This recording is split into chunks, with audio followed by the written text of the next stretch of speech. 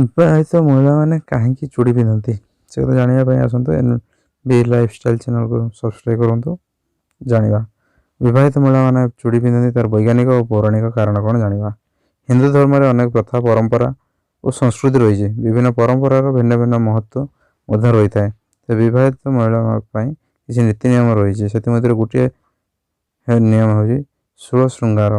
ଜଣେ ବିବାହିତ ମହିଳାଙ୍କ ପାଇଁ ଏ ଷୋଳ ଶୃଙ୍ଗାର ମହତ୍ତ୍ୱ ବହୁତ ବେଶୀ, ଯେଉଁଥିରେ ସିନ୍ଦୁର ବ୍ୟତୀତ ମଙ୍ଗଳସୂତ୍ର ଓ ଚୁଡ଼ି ମଧ୍ୟ ସାମିଲ ଅଛି, ଯାହାକି ବିବାହିତ ନାରୀମାନଙ୍କ ସୌନ୍ଦର୍ଯ୍ୟକୁ ବୃଦ୍ଧି କରିବା ସହ ସେମାନେ ସୌଭାଗ୍ୟବତୀ ମଧ୍ୟ ହୋଇଥାନ୍ତି। ଯଦିଓ ସେମାନଙ୍କ ବର୍ତ୍ତମାନ ସମୟରେ ସମୟ ବଦଳିବା ସହ ଲୋକଙ୍କ ପୋଷାକ ଓ ଜୀବନଶୈଳୀରେ ପରିବର୍ତ୍ତନ ଆସିଛି, ତଥାପି ଚୁଡ଼ିର ପ୍ରଥା ଆଜି ମଧ୍ୟ ସେମିତି ଜୀବିତ ରହିଛି।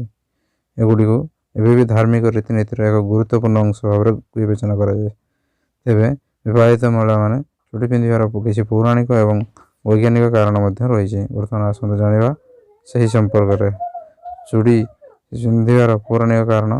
ହିନ୍ଦୁ ଧର୍ମ ଏବଂ ପୌରାଣିକ ବିଶ୍ୱାସ ଅନୁଯାୟୀ ମହିଳାମାନେ ବିବାହ ପରେ ହାତରେ ଚୁଡ଼ି କିମ୍ବା ଶଙ୍ଖା ପିନ୍ଧିବା ଉଚିତ, କାରଣ ବିଶ୍ୱାସ କରାଯାଏ ଯେ ମହିଳାମାନେ ଚୁଡ଼ି ପିନ୍ଧିବା ଦ୍ୱାରା ଦାମ୍ପତ୍ୟ ଜୀବନ ଭଲରେ କଟିବା ସହ ସ୍ୱାମୀ ଏବଂ ସ୍ତ୍ରୀ ମଧ୍ୟରେ ପ୍ରେମ ମଧ୍ୟ ବଢ଼ାଇଥାଏ। ଏତଦ୍ ବ୍ୟତୀତ ଯଦି ବିବାହିତ ମହିଳାମାନେ ସେମାନଙ୍କ ହାତରେ ଚୁଡ଼ି ପିନ୍ଧନ୍ତି ତେବେ ସେମାନଙ୍କ ସ୍ୱାମୀଙ୍କ ବୟସ ବଢ଼ିଥାଏ। ସେହିପରି ବାସ୍ତୁଶାସ୍ତ୍ର ମଧ୍ୟ ଚୁଡ଼ି ପିନ୍ଧିବାର ଅନେକ ଲାଭ ବିଷୟରେ କୁହାଯାଇଛି।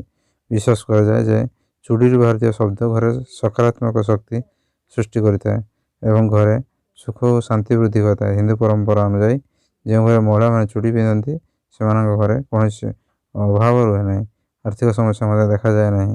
ଏହା ବ୍ୟତୀତ ଯଦି ବୁଧ ଗ୍ରହର କୃପା ପାଇବାକୁ ଚାହାନ୍ତି ତେବେ ମହିଳାମାନେ ଚୁଡ଼ି ପିନ୍ଧିବା ନିହାତି ଜରୁରୀ। ସେହିପରି ମହିଳାମାନେ ଚୁଡ଼ି ପିନ୍ଧିବାର କିଛି ବୈଜ୍ଞାନିକ କାରଣ ମଧ୍ୟ ରହିଛି। ଚାଲନ୍ତୁ ଜାଣିବା। ଚୁଡ଼ି ପିନ୍ଧିବାର ବୈଜ୍ଞାନିକ କାରଣ ହେଉଛି କ'ଣ? ବୈଜ୍ଞାନିକମାନଙ୍କ କହିବା ଅନୁଯାୟୀ ଚୁଡ଼ି ପିନ୍ଧିବା ଦ୍ୱାରା ମହିଳାମାନଙ୍କର ହୃଦୟ ଏବଂ ଶ୍ୱାସ ରୋଗ କମିଯାଏ। ଏଥିସହିତ ସେମାନଙ୍କ ମାନସିକ ସ୍ୱାସ୍ଥ୍ୟ ମଧ୍ୟ ଭଲ ରୁହେ। ତେବେ ବିଶେଷଜ୍ଞମାନେ ଆହୁରି ମଧ୍ୟ କହିଛନ୍ତି ହାତଗଣ୍ଠି ପାଖରେ ପ୍ରାୟ 6 ଇଞ୍ଚ ପର୍ଯ୍ୟନ୍ତ ଆକ୍ୟୁପ୍ରେସର ପଏଣ୍ଟ ଅଛି, ଯାହାକୁ ଏକାଠି ଦବାଇଲେ ଶରୀରରେ ଅନେକ ରୋଗ ଭଲ ହୋଇଥାଏ। ଏହା ମଧ୍ୟ କୁହାଯାଏ ଯେ ଚୁଡ଼ି ପିନ୍ଧିବା ଦ୍ୱାରା ଚର୍ମ ଏବଂ ସେମାନଙ୍କ ମଧ୍ୟରେ ଘର୍ଷଣ ହୋଇଥାଏ, ଯାହାଫଳରେ ମହିଳାମାନଙ୍କୁ ଏହି ଶକ୍ତି ମିଳିଥାଏ, ଯାହାକି ରକ୍ତ ସଞ୍ଚାଳନର ନିୟନ୍ତ୍ରଣ ରଖିଥାଏ। ତେବେ ମହିଳାମାନେ ଚୁଡ଼ି ପିନ୍ଧିବା ଦ୍ୱାରା ନିଜକୁ ଅଧିକ ଶକ୍ତିଶାଳୀ ଅନୁଭବ କରିଥାନ୍ତି।